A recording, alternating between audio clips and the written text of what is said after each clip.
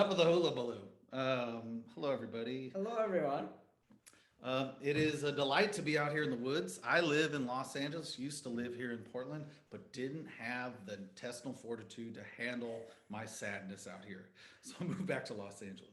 But it's nice to come back up here and get to experience this place with one of my best friends, this talented weirdo, Anis Mojgani.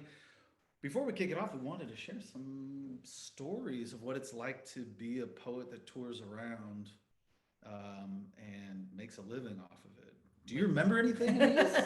Well, it's so strange to go from like, you know, before March of 2020, I spent like the last 14 years before that spending a third to a half of the year away from home doing shows. So it's like, and then you go to something like not being on the road. You remember when you come back from tour and you're like, oh, I never want to hit the road again. And now you're like, I will pay money to come to your little house show for 4 people. I remember seeing at some point during the pandemic, like there was some like meme thing that was going around talking about like, make your friends who are performers, like make them feel like they're back on the road, like during a virtual show by like texting them like 10 minutes before the show to see if you can get into the show, you know, things of that nature. Like, you're not busy, are you, getting ready for the show? What time do you actually go on? Go on? Exactly. Good. I'm waiting for the text. Getting pizza with folks afterwards, but just sort of like eating via camera. Yeah. I like that feeling after show where you're kind of numb and people are asking you questions and you're not sure what you answered and you came across as a jerk or not because you're kind of mind melted. It's definitely odd to do shows now, like in this emptiness, in this empty space, you know, like it's just sort of like talking into nothing is what it feels like at times. Before we talk about some of our fun stories, do you remember, can you tell people what it's like to be in this double cabin sort of woodsy setup? So yeah, like me and Derrick came into this house like 2.5 weeks ago, January 5th. And it's such a lovely and strange and interesting space to be inside of. Like it's like got this should I take the camera and swivel it around? Oh yeah. So the room that Yes, we're currently please. in is this like large room with a hearth and like this. How many sides is that? 1, 2, 3, 4, 5, 6, 7, octagonal ceiling. It is 80 feet tall. And here's a little bit more of the house. This is like one side of it, and then through that doorway there's another side. And so it's got this like one large central room and kitchen, and then there's a side over there, the east wing where Derrick resides, and then that way is the west wing where I reside. And it's a funny spot because it's just like 20-25 minutes outside of Portland, chilling and tigered, and in the middle of a tigered neighborhood. But like, all 10 acres. So yeah, and so it's like you look at parts of the property and you will see like that you're definitely in a neighborhood, and then you'll stroll to other parts and you forget that there's any neighbors near you. Like there's just like this apple orchard and trees everywhere, and it's just got a lot of loveliness, a lot of solitude and quiet. And what's been nice about having Derrick up here is that it's coincided with having a lot of sun, oddly enough, during January. 2 days to sort of warm this guy up. Yeah, it's been really lovely getting to be here. So yeah.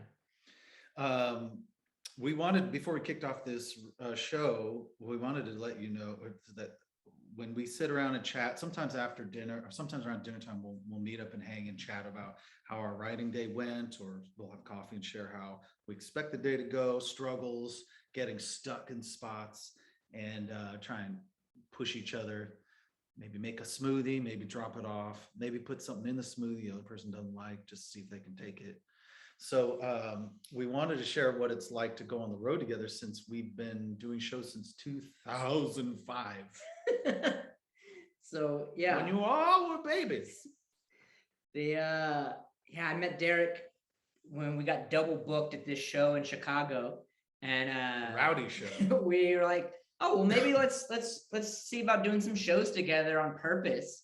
And not too long after that, a couple of our friends had hit me up and were like, hey, the two of us are thinking of going to do shows. Do you want to come with us? This was the poet Mike McGee and Buddy Wakefield. And I told them that me and Derrick were talking about the same thing. So we decided to do this big old tour with the group of us. And for the next 4 years, we would spend like 8-10 weeks on the road doing shows together. And that was the start of me and Derrick just kind of like continually off and on over the last decade plus, getting to have fun, stupid, silly antics on stage together.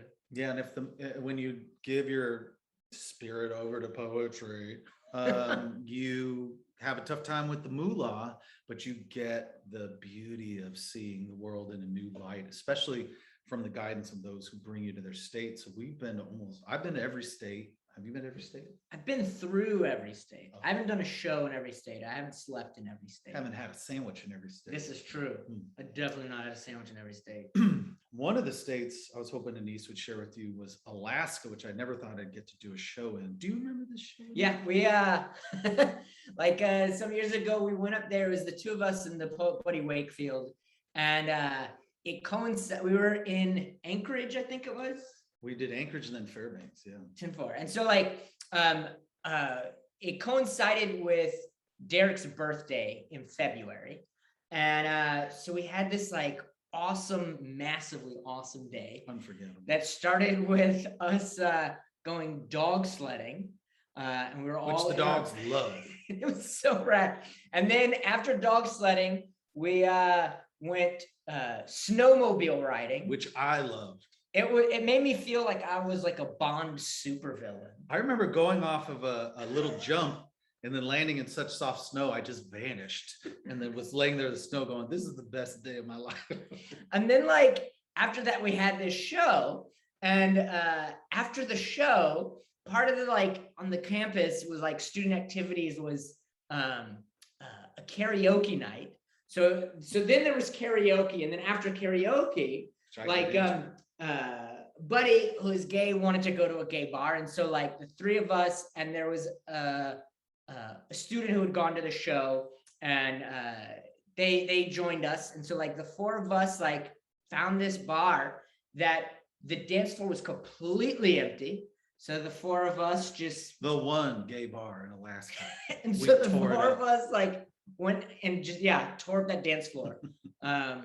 And which I think also tends to be like a common thing on the road, trying to find just sort of like the dance party. It's always about trying to find like whatever's that's going to keep us sane from like constantly doing poems and constantly just driving in a van. Yeah. So if you want to figure out how to dive into this sort of lifestyle when the world opens up again, just email Anise and he'll give you a little tip. Right. Derrick at writebloodygmail.com. Yeah. Org. You want to do some poems? Yeah. All right. Well, I'm going to pass this over to Derrick. And for any of you who have heard Derrick Brown before, I apologize. Sorry. For any of you who haven't heard Derrick Brown before, you are in for a treat. This person, I always say to folks that like, if the aliens come down and they say to humanity, send us your champion, I'm like, give them Derrick Brown. For my money, he's the greatest poetry showman, at least in this country. So if you haven't heard his work before, I feel very grateful for your experience tonight. We'll see. All right. Have fun. Thanks, homie. See you in a little bit. I love that Anise is like, you know which poet I would sacrifice and get off of this planet? This asshole. Real quick, I want to do something where I test something before I kick off a couple poems. I'm going to switch to gallery view.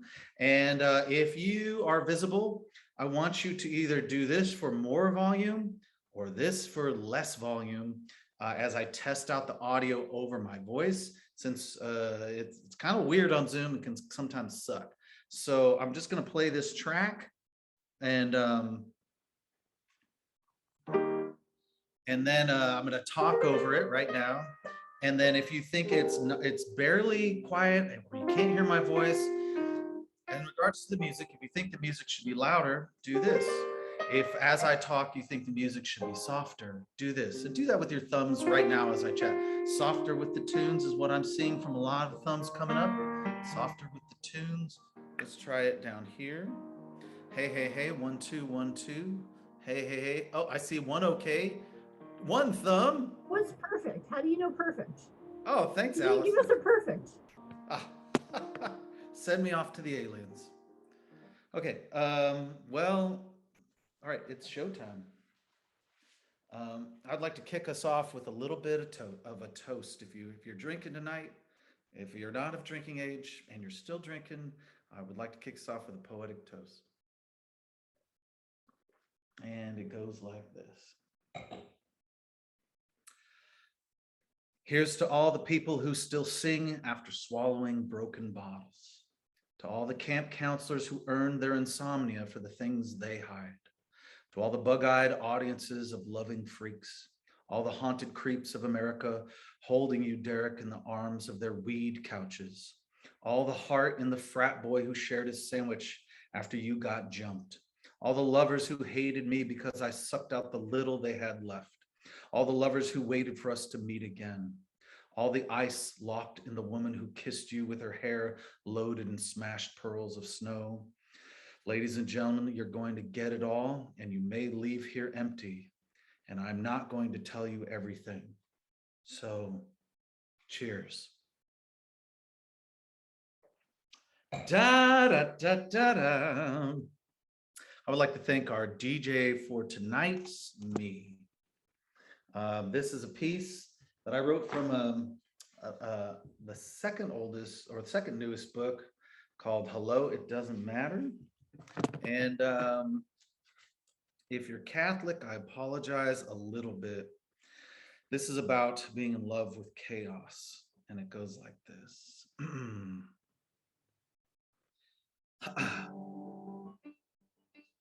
It's a fun way to sell books. Pretend you don't know the poem, but you read from it anyways. Been climbing trees, I've skinned my knees. My hands are black, the sun is going down. A little bit of elbow for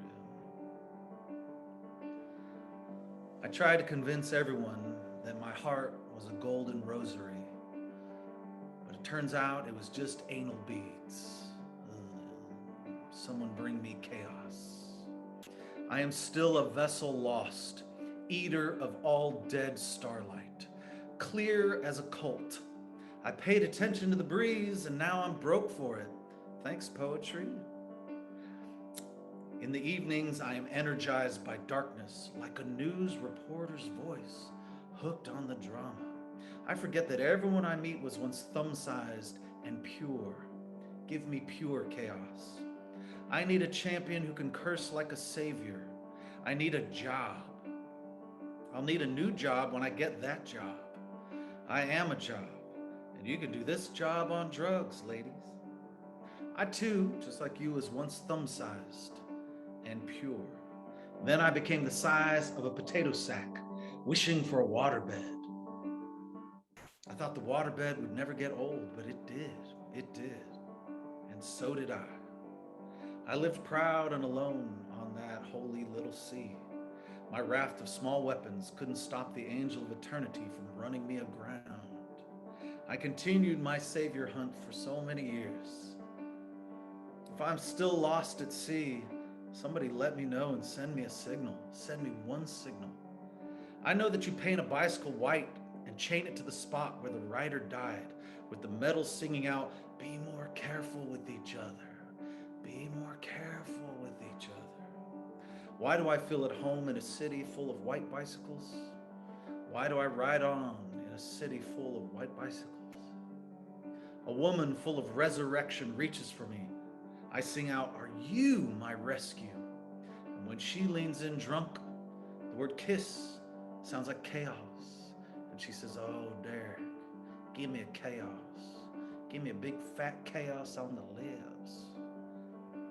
In her hailing eyes, I see the violent future. In her hailing eyes, I see the violent future, and I belong to it.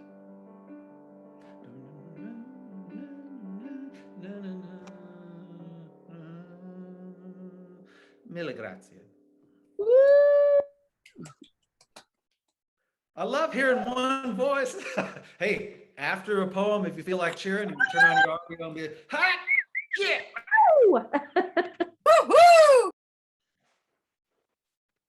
A lot of you know that these Zoom shows are a little weird. Also, Brianna, how was the audio level?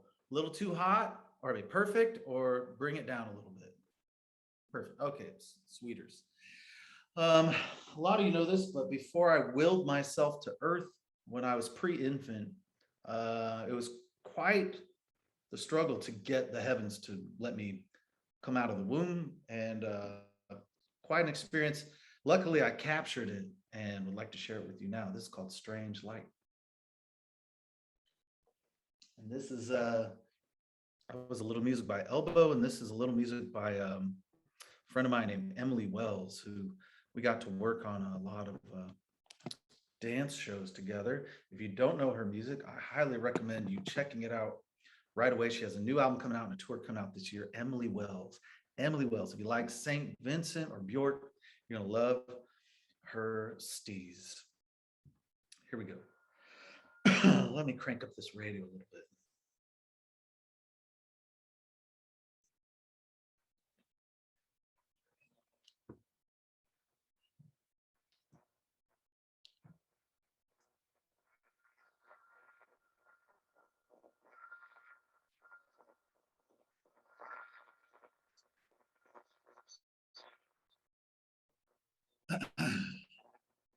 Zero. Darkness. Zero. Voice. Here's the story of one man with a strange light and tiny, tiny blisses. This is the story of wild me, soon to be lost among wild you. I wanted to be down in the obscene with you, to come down and see it all, to leave the black, slow sea of the heavens. How empty and pure peace can be, days with no end, navigating celestially, but bored to life. I wanted to come down and be with you, to taste warm blue waves of deep salt. The council of the heavens asked me why I wanted to descend into the territory of you gloriously unplugged buzzards. I told them I wanted a taste of the song of amazement horrible. I wanted the plush rest of joy, the sensations of a spirit mended and becoming aware. You living things, to holler among the living, to holler under the afternoon rainstorm juice, to cheer on that ballerina tornado that finally gets to let it all out, to watch my house lift away and feel better. Tornado, take it, take it. To feel the kiss of a drunk dog and say, I know, it's gonna get so rough.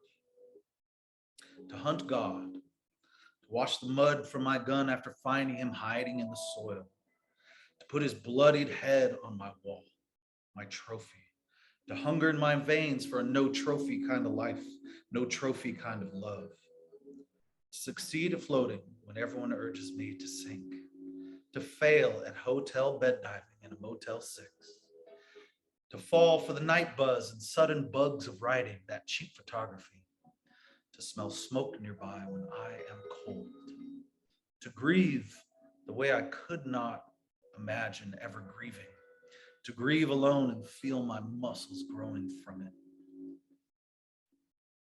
to have one choice and then choose poorly, to be thrown from a car crash and wait in the tree line listening to the crickets strumming for help from me, to undo the face of my enemy, to love them silently, to aim these lung cannons for fascination and burst into violin when I finally find the one, my mouth awaiting someone who is versed in sparkler, my heart singing a sustain of patient piano blood, piano blood.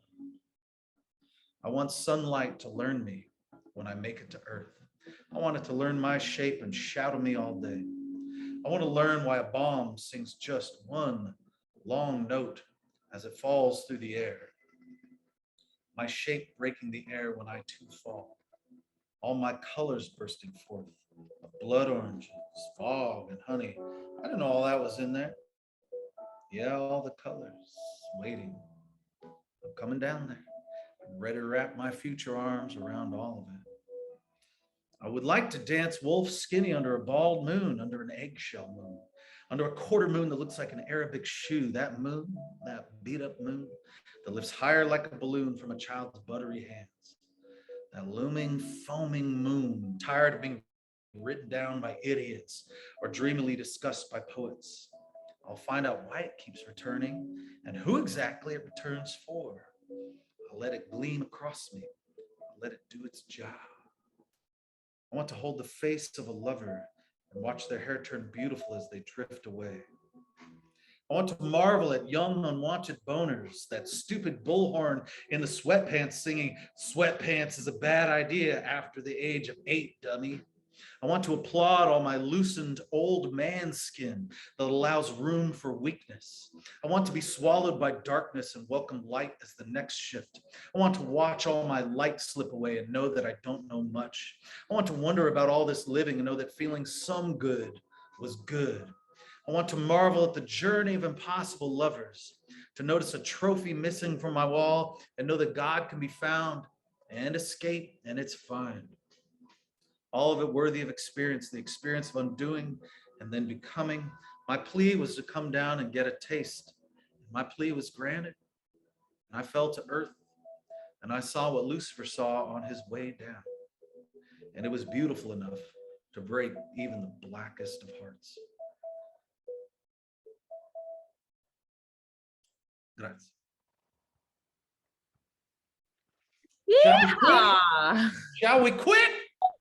Have enough? All right, a couple. It is it's an interesting thing to be out in the woods, riding, occasionally jumping in the city like half an hour away, and it quiets you down. It takes like a minute to get quiet. You're like, I got to reorganize stuff. I've got to figure out how to get this email hot and do all this work. And then something happens after like a day or two where you're like, you hunker in and you're just quiet at night, occasionally texting pals, most often though, drinking tea and trying to find nothing to do.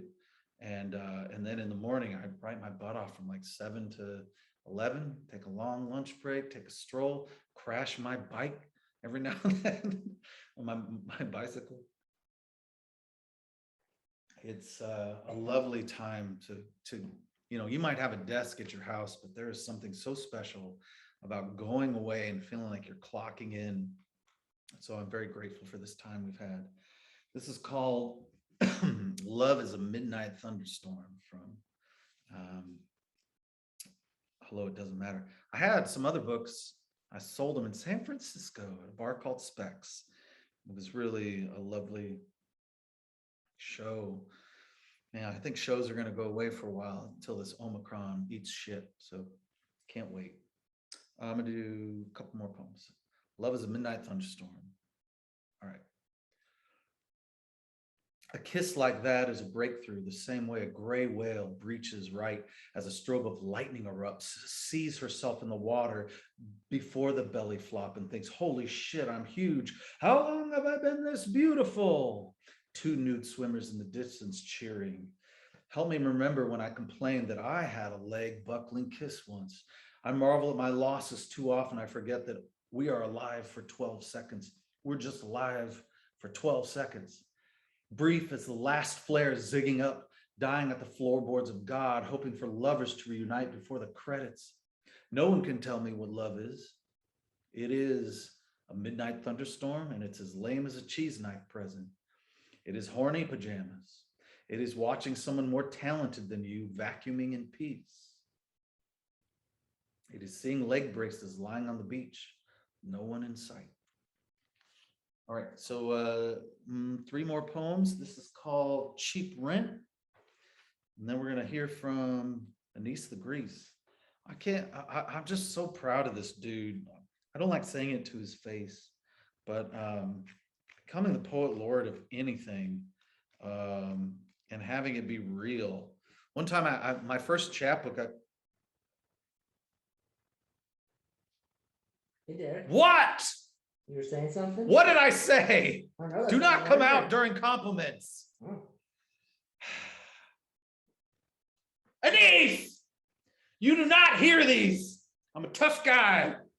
I don't feel stuff out loud. What was I saying? It doesn't matter. Hello. All right. Not getting stir crazy out here, just turning into my real self. This is called cheap rent. She, a strange landlord, pointed to her chest and said, "If you lived here, you'd be home by now." I, a stranger with no deposit, pointed to my chest and said, "If you lived here, you would have to be very tiny." I think of her smart hips and the days left before their unhinging. Our love was redder than the eyes of McCarthy. Our love was blacklisted and strong. Our love was a brawl in the street with spectacles on. Eyes of bayonet knives, brass knuckle sex, crowbar quarrels, and the nude chucks of my mouth, which I tried to use with great aplomb and theatrical flash, but always ended up knocking myself unconscious. This love remains a tongueless boy in a basement that you snuck graham crackers to. He loved to see the glaze of your hammer and nail polish. You kept him alive. He paid you with a finger every time you arrived. He gave you the first one to clean your elfish ear. Then he gave you a second finger to check your pulse. Then he gave you 3 to make an unbreakable Boy Scout oath. Then he gave you 4 for sex karate. Then he gave you his 5th finger so you could rest each one of those loose fingers in between yours, like couples do when they stroll through shitty carnivals. When we first met, she told me the brilliant in Israel and the erotic vision of the cynic. I tried to turn her on by talking to her about skinning animals. She just kept hunting for a metaphor. I was just trying to talk about how weird it is to skin animals. Now I can't stop thinking of how our baby would look in a perm with massive elk for eyebrows. And then in comes her mouth filled with shorebreak of Tel Aviv on my dirty neck. Our mouths now building a jangly red swamp they will call Weirdo Louisiana. This kiss spills her silent resume. She is the poster child for the Willy Wonka suicide camp. Her stomach is a summer full of black ice cream truck hijackings. Her eyes are highway fatalities you can't stop staring at. Her skin is rehab for sandpaper junkies. She's my landlord and she lowers the rent, points her chest and says, "Man, oh man, if you lived here, you'd be home by now." And here's the last poem I'd like to do for you. Any questions? Question time's over. We'll save that for later. This is a poem I wrote for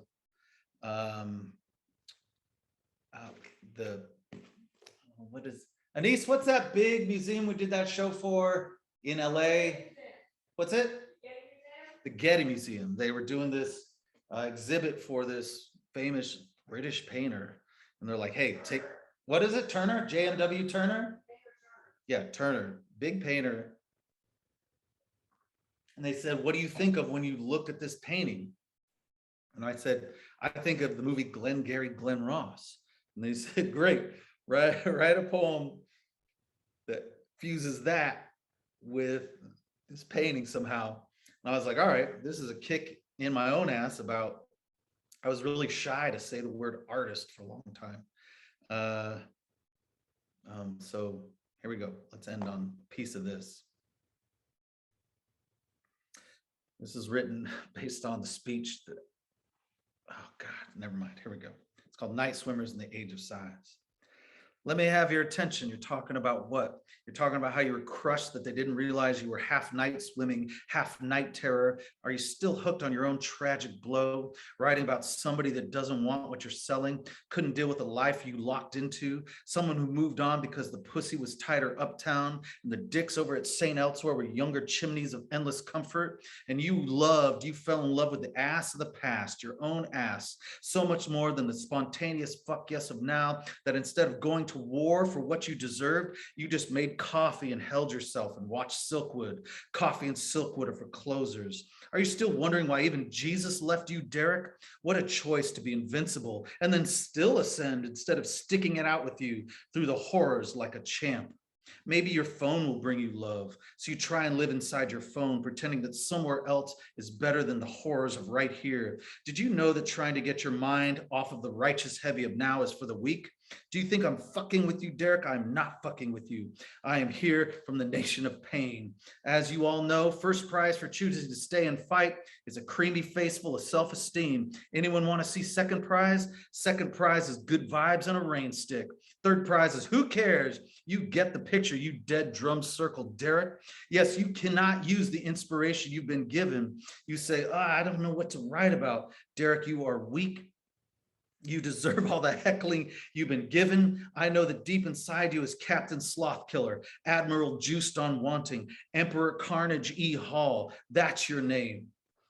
Blah, blah, blah, blah, blah. It goes on and on and on. Mad at myself. You got to sing out and fill your mouth with ginger and kiss the old wallpaper away. Be destroyer, sing out, come on, sulfur storm, come on, heavy barrel metal raining down. You think the sparks came to your sorry ass to get you out of the rain? No, you are nothing until you burn for what you love. Come on, Brown, come on. You think this is abuse, you little meatless Cobb salad? You can't take this? How can you take the abuse you'll get from the interns at the Willamette Weekly? You know what it takes to sell all the beautiful, the lost feeling of being us. Stick your hand in the sparks, you piece of shit. Remember all the inspiration waiting inside you. Remember how on the handlebars, your foot would get caught in the bicycle spokes and you'd lose a lot of blood, and you forgot all of that ugly was just inside you the whole time. Remember fetal position yoga from the divorce you didn't deserve. Remember that you can't stop laughing during the funerals, and the more you try to hold it in, the worse it gets, as with everything. Remember that your family only begins making sense when you're drunk. Remember the force field that comes when you blink twice. Remember you learn to love losing the pillow fights to your sister. Remember that you're just a ghost scared of getting lost in the fog. Remember, instead of crying, you will learn to pee it all out. Remember that your girlfriend found your journal and cried, crushed by the worthlessness of your honesty. Remember, you learned to love your secrets in the future. Remember, you stop analyzing how strange it is to weep at animated movies. Remember the discovery of purchasing your first strap-on in a store and forgiving a close friend took the same amount of courage. Remember all of this, Derrick. Start a war, you son of a bitch. Birth all the light, rename the beast. Make the snakes talk when you write. Bitch and nag the darkness until it concedes to your light. Raise all the sails, raise all the bad sails from your ship. Remember the approach of death. Learn to love it. Let the knocking of death push you to leave a mark on this place.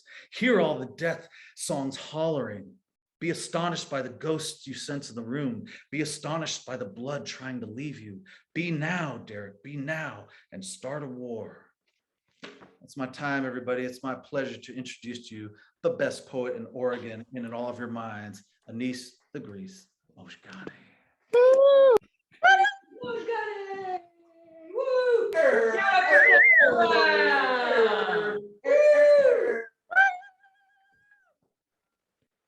There was I don't know if that was like somebody in this nether world, but they sounded like the coyote that was barking alone out here the other night.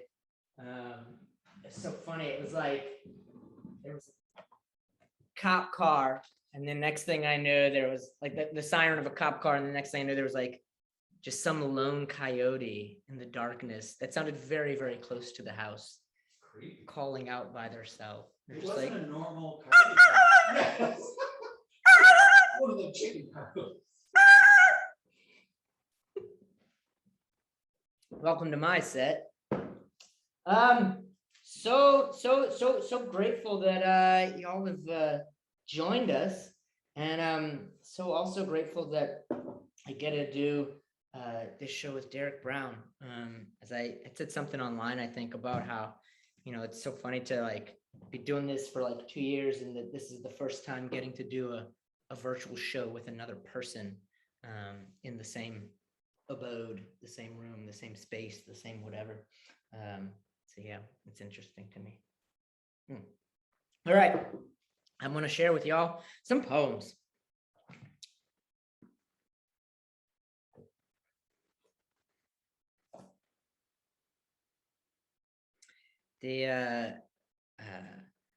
Some years ago, I wrote this poem. I wrote it as soon as I find it on here. Where are you? I wrote it, and the title of it is called "Today's Love is Brought to You by the Letter John Sands." And John Sands is a friend of mine and Derrick's, a poet from Ohio who lives in Brooklyn, and has two really wonderful books out. One on Right Bloody, and one I forget who's published it. But John has this just magic trick. Not a trick though. It's just who he is. That something about like the way he does his poems fills me with this like humorous gold light, and makes me feel like I could, as I tell folks when I talk about this poem, makes me feel like I could pay my rent by doing a brand new dance move for my landlord, or by simply just giving them like a very well-placed, very loud high five. So that's the kind of feeling that John Sands puts in me. So this poem is called "Today's Love is Brought to You by the Letter John Sands." High five me with your heart. High thousand me with your hearts. I know you have many of them. We all love many things. I love biscuits. I love cheeseburgers. I love little pancakes. I love more than just things that I chew with my mouth. I did love my wife.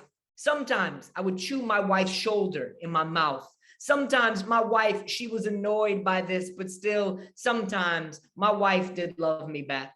Some things that I've loved will never love me back. Random racist upon the street, while your rhetoric may anger me, I still have love for you, though you probably will not love me back. Walrus, I love you. Though were I to be around you, you would probably gore me with your tusks. Perhaps this is not a good example, as the wild unknowing of wild creatures is not necessarily the same as not loving something back. Perhaps also because I actually do not love the walrus, but simply mention him here because there's a small figurine of a walrus on the coffee table as I write this poem. However, I do love the elephant. I love the elephant. However, he too would probably gore me with his tusks. Again, not out of unlove, but perhaps fear. I do not love fear, but I respect him, and that he loves me, testing how well I carry the sword of my intent through the land of the midnight farm. The land of the midnight farm, it is a strange and scary place. There are perhaps serial killers and or possums lurking in its darkness. The serial killer may love me, but in no way that I wish to be loved. Their love may involve the removal of my skin and the wearing of it out to the club. The possum may love me, but I do not love the possum. In fact, I hate the possum solely because of how ugly I find the possum to be. And yes, I realize this is a very shallow reason to dislike something. So I'm trying, possum, trying to not love you so much. Instead, possibly just be ambivalent to your existence. But oh, I want to hate you. Like I hate the thought of bee stings, black people, and beans. I put black people in there just to see if y'all were paying attention. I fucking love black people. I love white people, though sometimes I find both of them to be trifling. Don't get me wrong. The only mother that I've ever had is black. The only wife that I've ever had is white. But damn, if we humans are a trifling animal at times, but still, I love you, you mountains of trifle and futility, of perseverance and lightness, of incessant rowing towards the sun, even while facing it, wondering why there is no forward momentum. Turn around. Look at my many hands, holding up my many, many, many hearts. And a mini high five salutation to you, Nina Simone, Paul Newman, so many things in this world I have loved, rising with the sun, sleeping in late, little pancakes. And though they didn't turn around once when she got gone, my wife's shoulders. Sometimes I would lay in the garden in my emptiness and pretend I was a carrot. Sometimes I would crawl under the leaves and I became a head of lettuce.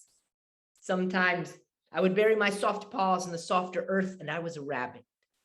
Sometimes in the garden, I was a rock, with sometimes wishing I were two rocks, sometimes one rock becoming three rocks, sometimes in the garden as rocks, I was held cool and smooth in palms, or warmed by the sun.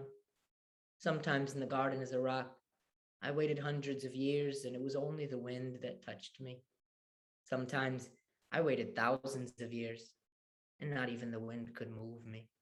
Sometimes in the garden, night would arrive with an enormous moon, glowing full and round-cheeked like the skin of an orange-skinned woman in a more orange dress, and the night would use that moon to say to me, look, you are like how I am, and see how bright my body sometimes becomes. Sometimes I wait for spring. Always I wait for spring, and for my love to return like it, out of the cold, with flowers on their fingertips. Thank you. It's been such a... Woo! Oh, that's a nice sound to hear. You spend so much time in your day as a poet and also as a member of the human race during a global pandemic without hearing the sounds of any other people. So it's very nice to suddenly hear the sounds of other people. Does that help? Yeah, that was real good. That's real nice. Real nice. Let's see what we got here. Been such a fascinating year. So many swings, at least in my life. I don't know if this is a poem, but that's what happened in 2021. Spring came, hung a large poem in large windows, kissed someone and kept kissing them all summer long. Went to Cape Lookout and got in the cold waves on the hottest day and read Under the Clouds. Our feet kissed and I read her Derrick Walcott aloud. 2 in-person shows, finally. Laura's backyard and in Noun's empty space. A summer of swimming. Organized a poetry bike ride through the city. Listened to poems being read in parks and a graveyard. Fell in love for the first time in years. Fell in love in a manner I never have before, with a gentle slowness in giving, like being willed a plot of earth to garden. Mornings woke me, slept more soundly beside another body, camped and jumped off the rocks into the water above the falls, listened to Lee Hazelwood while driving, talked about picking blackberries, picked blackberries in Astoria, went to Astoria and to the Southwester with someone I love, saw both Damian Gerardo and Doug Marsh play, choreographed a solo dance and performed it in public, had therapy in the car in a park in a city I do not live in. And as she sat in the park, I told my doctor how easy my heart felt. Biked through the dunes and made dinners in a tiny trailer, was loved by someone, watched the rain darken the summer grass green, ate sweet figs she gave to me, the opera I wrote was performed, caught apples in the rain, returned to Cape Lookout and cabined, had sex under the trees, hemmed a shirt for the first time, it is the color of a peach turning pink, heartbroken, saw my family in New Orleans for the first time in 2 years, did 2 residencies, one gave me snow, one gave me the ocean, one broke me open, bought a guitar, painted, saw winter coming, winter arrived. Damn, my niece. So funny to just hear voices out of the ether. I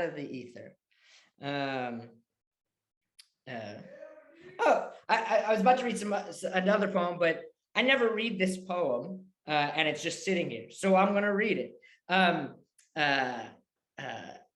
So like mine and Derrick's good friend Kristin O'Keefe Aptowitz is a gem of a human being, and the two of us and pretty much anyone who has the good fortune to be friends with her, I'm sure, is often wondering what we did to deserve a person like this in our life. And you know, I personally wish for everyone to be able to find somebody in their life that is able to do for them what this person does for lots of folks. And one of those things that pops up in this poem is when many years ago, I had to go back to Texas after I had just moved to Portland in order to drop off divorce papers. And Kristin drove me to my ex-wife's house so I could drop them off in the mailbox.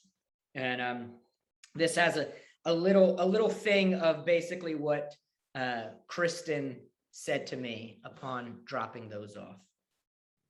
8 in the a.m., said poems to a room full of people in suits, had risen at 6 and was at the convention center by sunup, watched the sun break plates over downtown Austin and spill into the river.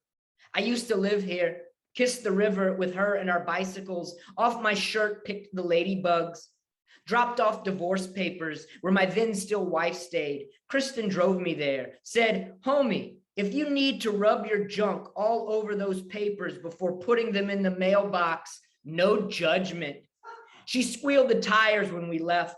Under the whispering sky, too blue to speak of, 8 burgers dripped all over my hands. I night biked through my old neighborhood, came upon the amber porch at Annie's. A Halloween party was overflowing with lights and bodies, both with their ochre filaments glowing like joyful soil in a repurposed urn. We spilled out like that morning sun had, like witches' grins. We paraded through the thin streets, broke into the graveyard, broke back out by kissing my chest to the bottom of the chain link fence, squeezed out through the space between its teeth and the ground, just did what I had to do to move my body back out of the death yard, gave praise to cheekbones, to bike chains of rust and song, and the night skies, clouds, fat with lust, smelled honey, and out of the dirt pulled a rain lily. The Texas and October earth was rich with them.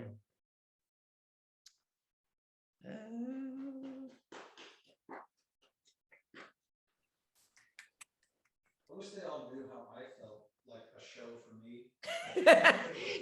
Derek's just like chilling there, like holding up the kitchen wall with a glass of wine, just like, oh, what's going on in my living room? Okay, let's do this. All right. What's our time? All right, I still got time.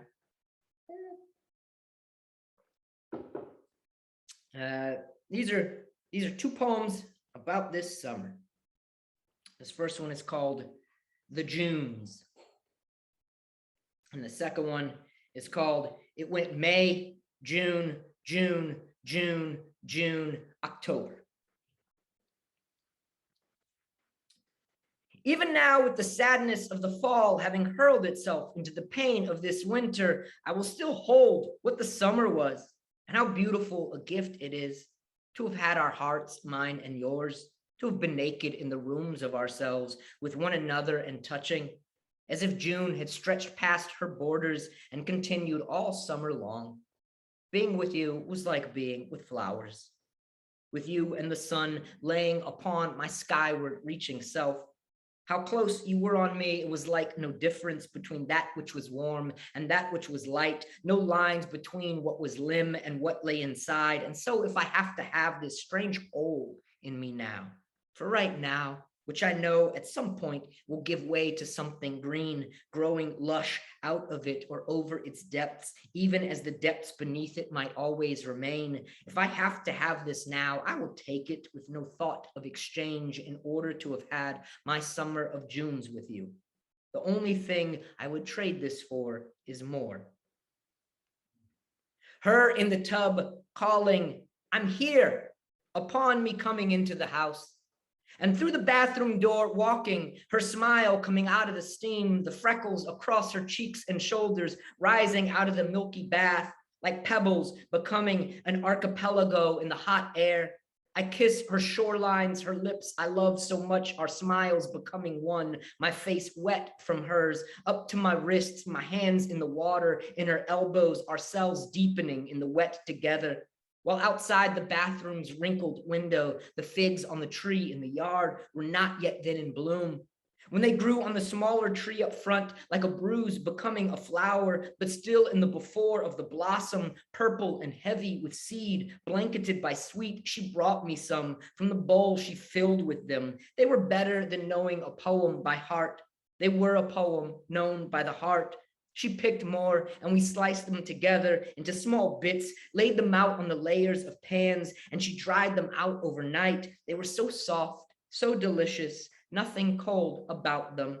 But they were not plums, but a different poem from a different tree. In her yard, this still was in summer.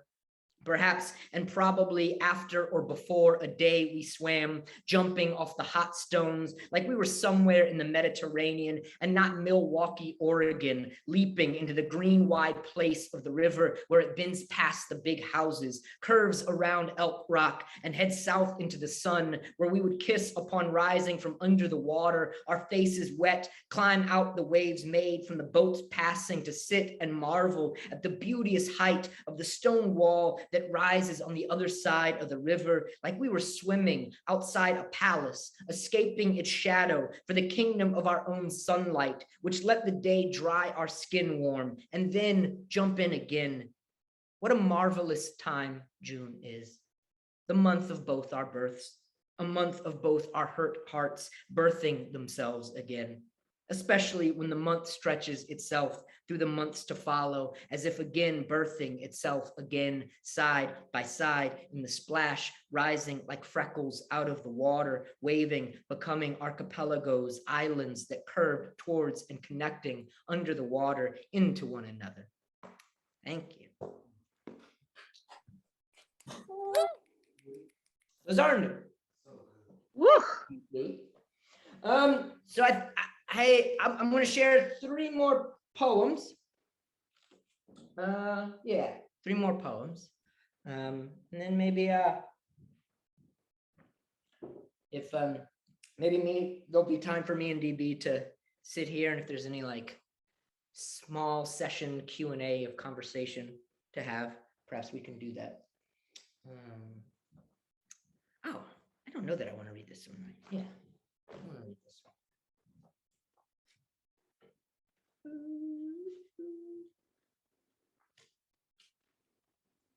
It's called 4 Stars. There was a wasp nest on the back porch. It looked like dead honeycomb. Outside was a hornet's hive. I stuck my hand in there, and the sun buzzed loudly. Nothing could bite me. A caterpillar did. I climbed its tree. It kissed me with its back. Its hair was sharp enough to leave 4 stars spinning in my palm. The world spun through my arms and crashed onto our street, so I picked it up. At the back of the backyard, there was a tin shed falling apart. Inside it, I swear there was a giant sleeping. I woke him, told him my dreams, and let him humming back into our yellow kitchen. The countertops were always covered in topsoil. My mother, she loved to garden and to collect marbles inside of mason jars. We were never allowed to touch them. I loved the smell of the air conditioner. There was a window unit in the dining room and another in my parents' bedroom. Putting my face in front of its vents made me feel like Sunday. I could bike the whole square of the block in 3 minutes flat. My friends Jalal, Put, and Rue, they lived around the corner from us. There was a tree in front of their house, too big to be a birch. My friend Samandar lived 2 fence hops away. His mother showed mine what God looked like. God, he smelled like my father. Both their beards were black bears. Me and Mom, we went fishing in the park. I caught 2 catfish and waited for them to die. They swam in circles inside our refrigerator because no one had ever taught me how to kill anything. In Mississippi, we ate every single perch that I caught. The grasshoppers there, they're the size of an almond joy. My sister, she had a pet rat. Part of his ear was gone. His name was Pierre. I named my pet mouse after a favorite book, Charlotte's Web. She is buried under a white rock in the backyard. The day our dog died, Pops found him hanging from the clothesline. I cried into my pillow. I was 10 years old. I could fit under the house. My knees didn't care. Neither did the dark. After the tub, the hallway from the bathroom to mine was a dark tunnel. A tunnel that breathed only to swallow me whole. I shivered and was more afraid of that walk than anything ever since. Even now, there are moments where it still shakes me, but there were times when the night sat beside me on my bed quietly, like it was a big man who had to do what I told him to do. He was too dumb, or he loved me too much. Either way, he had the same smile. Thank you. So yeah, I got just these 2 last poems.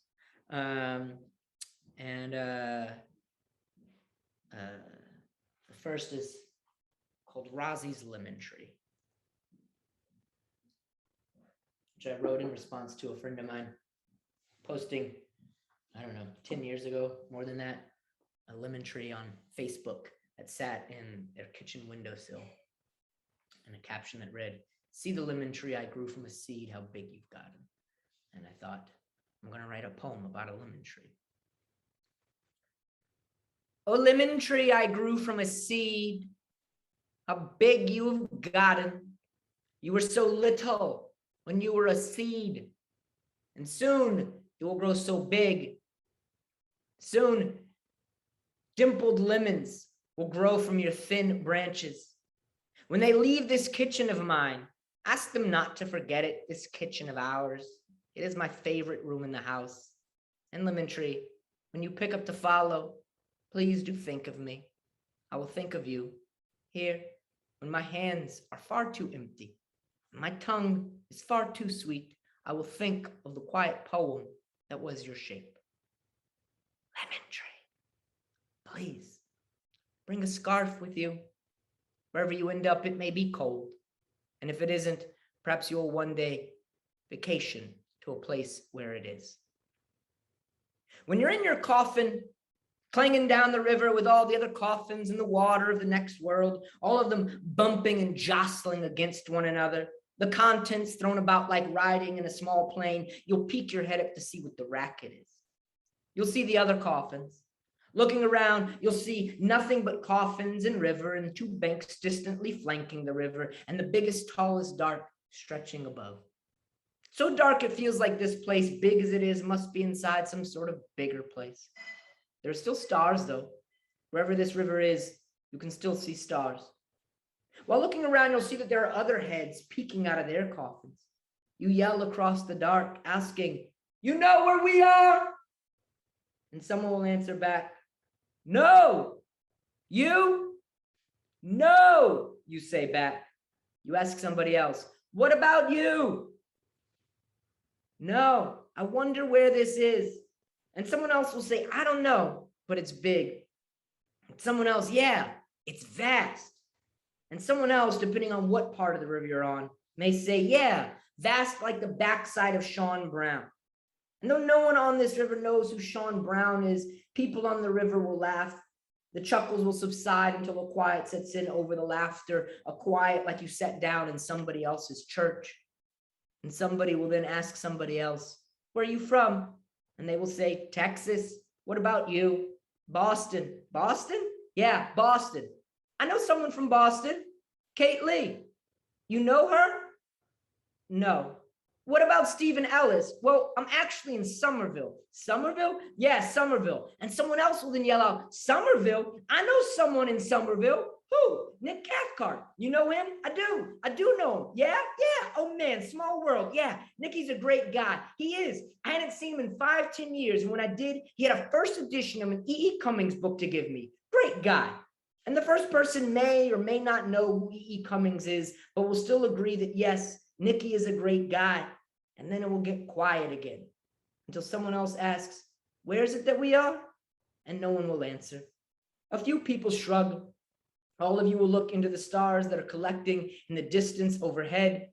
You'll try to think of someone you might know that lives in Somerville or Texas or Florida or France, just to have something to talk about with a person you never met before, just right now, just to share something in the dark quiet, even though all of you are already sharing the river and the sound of the current bumping all of you into one another, and you'll wonder where the water is taking you and how long it will be before it brings you there and what there will be like. If it'll be like here on the river with all of us sitting in our boxes, trying to split the dark by sharing our voice with others. If it'll be like how it was in the world before this one. Thank y'all so very much. Derrick, Wow. Get Derrick back over there. We want to cheer for you.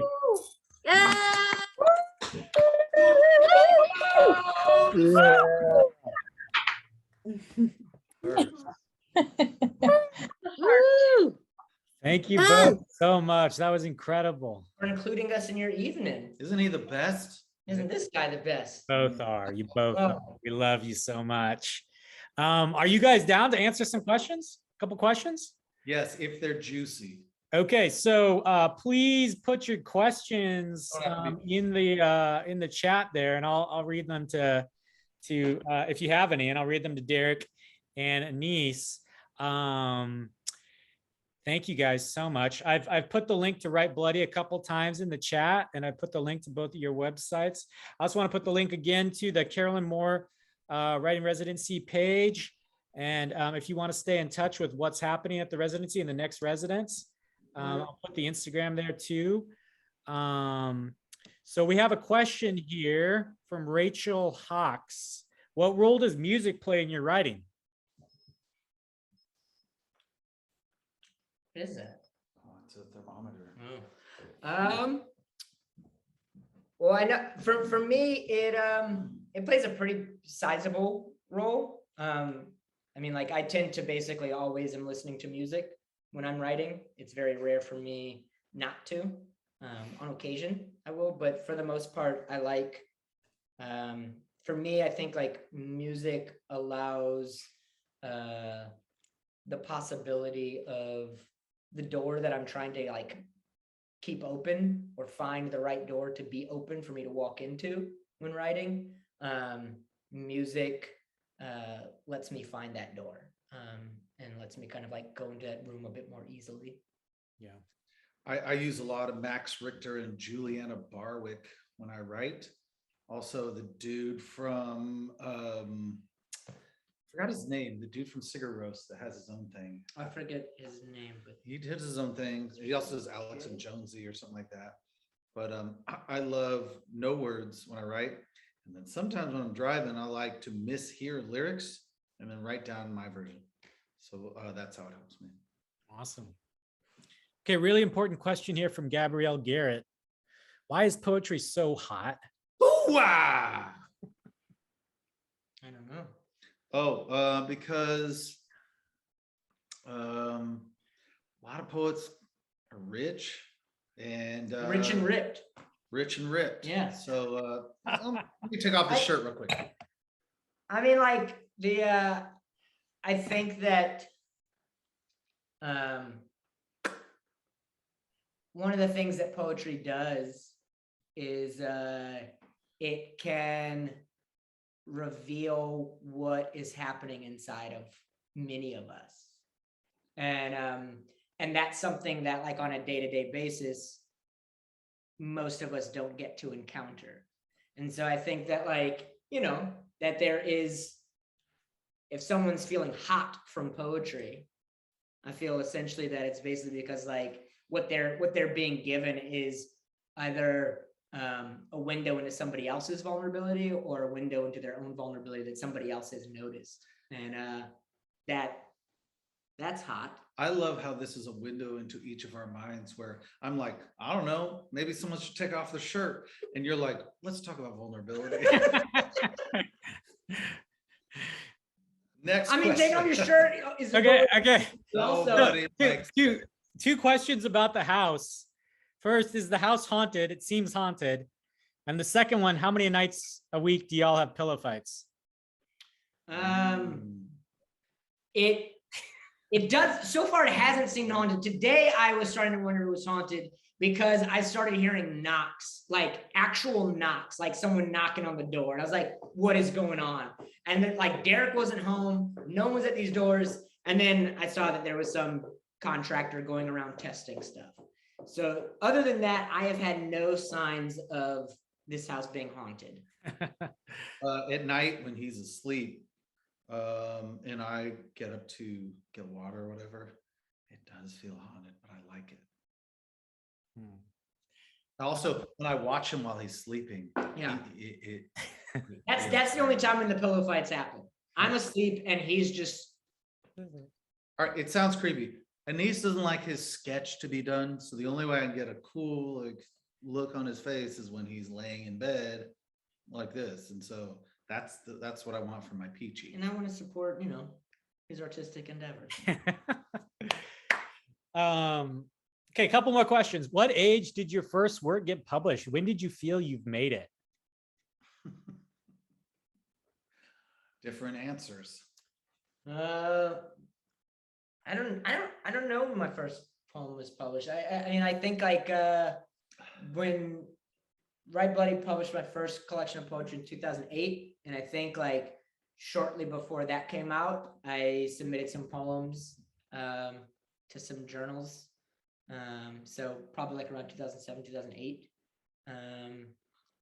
When I felt I made it, I don't know. Some days I'm like, yeah, I totally made it. Other days I'm like, You were on TV. like you know, you pay rent with 3 roommates. Like what's making it? You know, like I don't even know. I think like I don't know. I never want to like look at my relationship to myself, my career, my art as like an arrival place, because it's like continuously going to be changing and shifting. You know, there's definitely been like things that have happened in my career and in my art that like I've been super excited about, but like then the next day happens and you got to keep breathing, you know. So I've had a strange relationship with poetry where I've had some cool gigs that I've got to do, and so, but poetry has given me this sort of like, let's see how this goes feeling about most success in my life. There was a time when we were touring and I had to take a break from the tour because I got this call saying, hey, we want you to be on the Tonight Show, the Jay Leno version of Tonight Show. You're going to do a thing with the Colbert kids. I was like, oh shit, guys, I got to fly out to LA. I'm going to so pumped. I was so pumped. I got picked up in a limo. I was going to guaranteed money just for being on the air. I thought it'd lead to residuals or whatever. I was going to be Jessica Alba, DL Hewley. And I was like, oh, fuck, my life is set. Everything's going to blow up from here. And when I got to the set, they're like, hey, we realized we don't have enough time for you to do the full poem. How about you write some poetic lines and then type them? We're having trouble figuring out the typewriter thing. So then like half an hour passes after the rehearsal, and they're like, hey, the camera people and the producer feel like we don't want you to be able to have the full screen of what you're typing behind the band. So we're just going to have like this little tear off sheet behind the piano that we can cut to every now and then. I was like, so what poem am I doing? They're like, just come up with some lines and write it.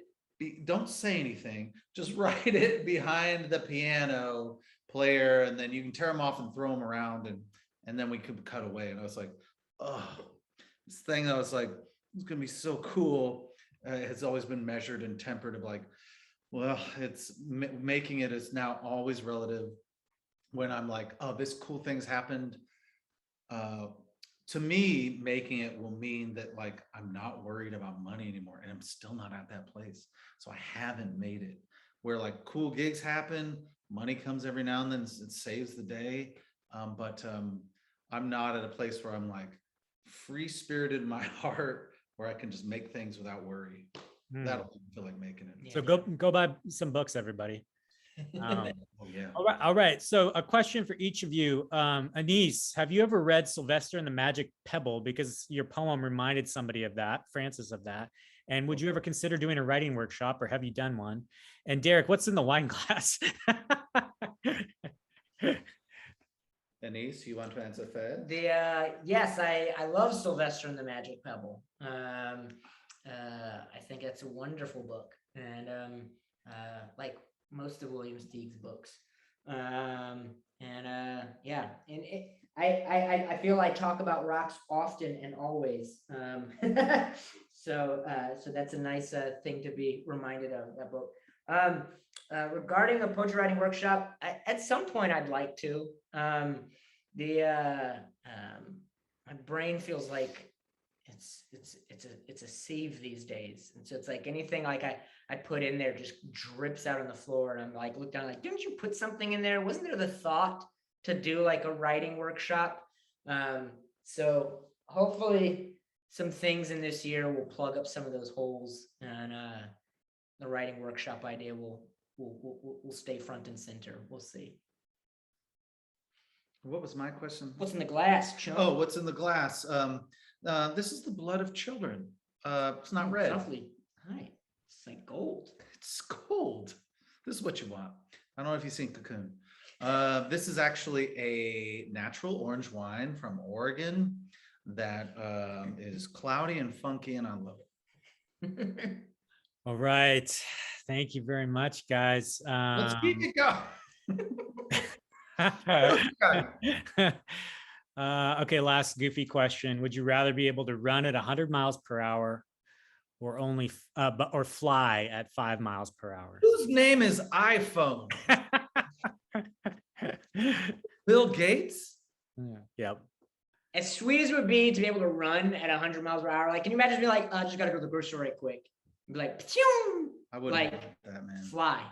Oh, you want to fly? Yeah. You're gonna burn through your hokas. at Fly 100 at 5 miles an per hour, definitely. Yeah. I remember we had this joke years ago in like my circle of friends where my friend Chris was like, what if I just revealed to y'all that all these years I could fly? But like he revealed it like basically like in kind of a very slow fashion like that, like just flying at 5 miles per hour, where he was just sort of like, I'm gonna go to the kitchen, anybody need anything? And just flew to the kitchen. So flew at like 2 miles per hour. Okay, actually, one more question for all the writers out there. One more question for all the writers out I there. was like, wait, there's gonna be a rap. There's gonna be a cool punchline to this. There's no punchline. Where like if I'm It's fighting time- you, it's- I'm just like It's, punching you in the it's time chest, to explore and then new I'm punching comedy. your legs, and I'm punching your calves. I'm like, you get down here. Comedy with no punchline. Guys, punchline- one more practical question for the writers in the audience. Oh, I often struggle to know how to prompt myself on any given day, even when I'm feeling language flowing through me. Do you have some ideas on how to get things out? Thoughts about like prompts or something like that? yeah. So two things for me. One is I prompt books feel forced to me whenever I write something. It doesn't have that strange thing that is this guttural, like when you heard Anis's new stuff, or when you hear any of Anis's work, but especially this new love stuff, it seems like there's a weird thing in it that is like an intangible thing, which is what you crave and what I crave in poetry, which is the spirit, the spine in a poem, the blood in a poem, where so you can tell like someone's tremoring where they have to get this thing out.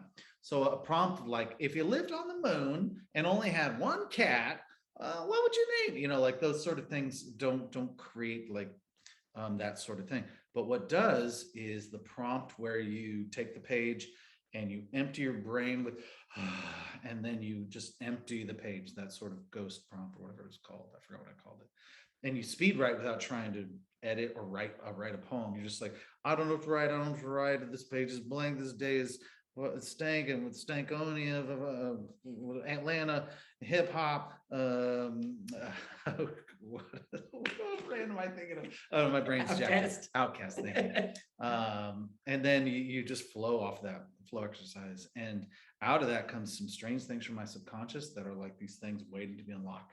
That is the thing that is a game changer for me, where like there's little spirit nuggets waiting back there that will spark. I'm like, oh, this unique line about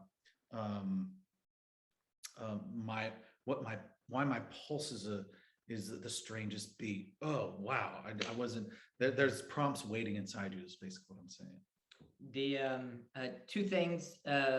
One, like similar to Derrick, like I'm not much of a person who goes to prompts. Like I always find myself enjoying them when I do them. Like if I'm doing a class, like we do exercises, and I do those exercises with my class. But similarly, so like the prompt for me just doesn't feel as if I ever tap into the thing that I'm really trying to tap into when I'm writing poems.